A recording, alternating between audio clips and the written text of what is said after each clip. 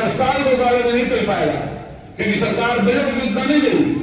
मैंने देखा ठीक 1 साल पहले यहीं पर गतिविधियां हो रही थी बहुत तेजी से, बड़े हेलीकॉप्टर घूम रहे थे आसमान में, 3 हेलीकॉप्टर इकट्ठे घूमते थे। पता चला कौन आ रहे हैं, देश के प्रधानमंत्री जी आ रहे हैं, क्या करने आ रहे हैं। पता चला कि सबसे बड़ी खेल यूनिवर्सिटी बनने जा रही है। मन को सुकून हुआ कि कम से कम खेल यूनिवर्सिटी अगर हमारे यहाँ पर बन जाएगी तो हमारे यहाँ के इलाके का कहीं ना कहीं आगे बढ़ने का मौका मिल जाएगा। बड़ी अच्छी चीज थी। मैंने पूछा अभी लास्ट टाइम विधानसभा में क्वेश्चन कि हमारे 1 साल पहले आदरणीय प्रधानमंत्री जी, मुख्यमंत्री जी जिसका उद्घाटन करके गए थे, शिलान्यास करके गए थे जिस यूनिवर्सिटी का, क्या उसके लिए कुछ बजट देगी सरकार? तो कहा कि अभी जमीन में कुछ वहां पर दलदल है, कुछ जमीन की नहीं है वहां की, तो जमीन की नहीं है, इसलिए शुरुआत भी कर रहे अभी IIT के रुड़की के इंजीनियर आ रहे थे कि वहां पर यूनिवर्सिटी बन पाएगी नहीं बन पाएगी। मैंने कि जब प्रधानमंत्री जी इतनी बड़े होने पर बैठे आए, मुख्यमंत्री आए, अगर यहाँ पर घोषणा करके चले गए, लाखों बच्चे हमारे इकट्ठे हुए, करोड़ों रुपया आपने उस योजना पर खर्च कर लिया, तो आप बताओ कि तब उस समय दलदल आपने नहीं लगी थी क्या? बताइए, अगर आज यूनिवर्सिटी बननी शुरू हो बच्चों, और जिस हिसाब से चल रहा है काम, क्योंकि काम तो कुछ है नहीं, तो बताओ 25 साल से पहले बन पाएगी क्या? जब हमारा एक डिग्री कॉलेज छोटा सा 7 साल में नहीं बन पाया, जब अब तक 5 बैच बच्चियों को निकल चुके होते, और अभी अगर यहाँ पर डिग्री कॉलेज लड़कियों का चल जाए तो आपके जितने इंटर कॉलेज होंगे आसपास के सब भूल हो जाएंगे। क्यों भूल हो जाएंगे? सोचेगी कि यहीं पर 12th कराइए, यहीं पर डिग्री लड़कियों को। बताओ कितनी बच्चियां हमारी नहीं पढ़ पाई होंगी, 12th के बाद घर पर रुक गई होंगी, प्राइवेट की पर शिक्षा लेनी होगी।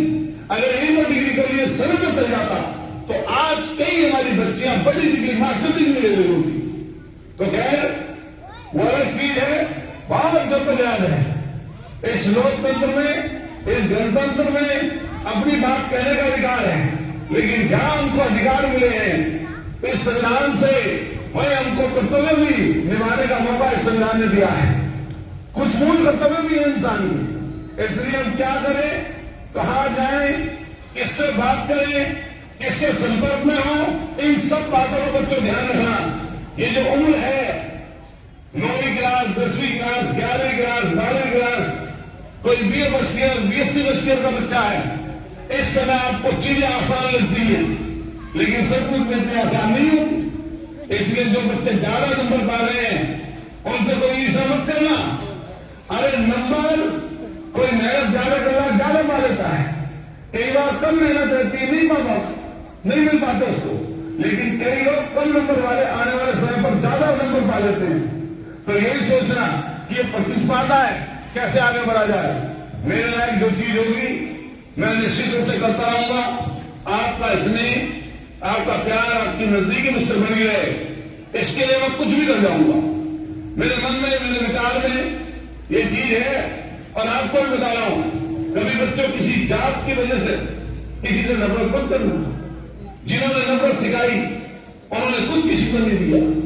हम किसी को जात के हिसाब से छोटा कर दें, हम किसी को जात के हिसाब से बड़ा कर दें, ये हमारे संस्कार कभी नहीं हो सकते। जात में कोई किसी न किसी में तो पैदा होता ही है, कोई किसी धर्म में तो किसी न किसी को पैदा होता ही है, लेकिन हम करते क्या है, हमारी सोच क्या है, हम लोगों को किस नजरिए से देखते हैं। वो इंसान बड़ा होता है जो कम के हिसाब से बड़ा होता है, जो अच्छा और बेहतर कर ले वो बड़ा, जो छोटा और कम कर ले उसको छोटा करेंगे। इसलिए बच्चों आपस में एक दूसरे से कभी जात के हिसाब से नफरत मत करना कि कौन किस जाति का है। इसलिए नफरत अगर किसी ने आपको सिखाई तो हम उसको अच्छा नहीं मानते। आप तरक्की कर जाना, आगे बढ़ जाना, और कभी किसी पद और ओहदे पर बैठो तो उस पद और ओहदे का कभी घमंड मत करना। ये पद और ओहदे हमेशा कभी किसी के पास नहीं रहते हैं, ये कभी किसी के पास होते हैं, ये कभी किसी और के पास होते हैं। कोई रिटायर होकर इसको पीछे छोड़ता है, कोई बीच में ही कम समय में इसको पीछे छोड़ देता है। घमंड और गुरूर ये ऐसी चीज है जो लोगों को लोगों से दूर करती है। किसी में घमंड और गुरूर आ जाए फिर नजदीकी नहीं बनती, फिर दूरियां आ जाती हैं। इसलिए पद पर ओहदे पर कभी किसी पर बैठो तो कभी अभिमान मत करना। जिसने अभिमान किया उसको कभी समाज में जगह नहीं दी। इसलिए सफलता पाओ तो लोगों को भला करना, असफल हो जाओ तो फिर मेहनत करना और सफलता पाना, यही मूल मंत्र है। सिर्फ मेहनत ही आपको आगे ले जा सकती है। इसलिए मेहनत करते जाना, आगे बढ़ते जाना, बड़ों का सम्मान करना और जो हमारे महापुरुष हैं आश्रम की भी पढ़ते होना उनकी।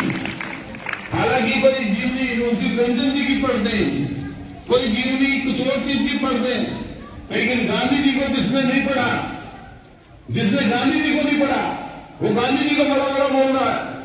जिसने पटेल जी को ढंग से नहीं पढ़ा वो पटेल जी के लिए पता नहीं क्या क्या बोल रहा है। अरे सबके अपने अपने विचार से सभी ने देश को आजाद कराने का काम किया।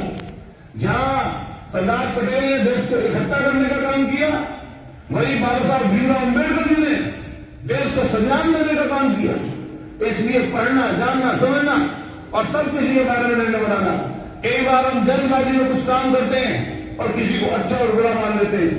कभी भी जल्दी में किए गए काम कई बार आगे बढ़ सकता है हमसे इंसान, लेकिन ज्यादातर नुकसान होता है। इसलिए जब कुछ बात बोलो, जब किसी से कोई व्यवहार करो तो ये सोच कर करो कि अगर ऐसा व्यवहार मेरे अपने किसी के साथ हो तो अच्छा लगेगा, बुरा तो आप अच्छा व्यवहार करो। यही मन में अपने बात सोचकर विचार कर कि तरक्की की तरफ कैसे बढ़ा जाए, आगे चलना। मैं कई बच्चों के प्रोग्राम नहीं देख पाया,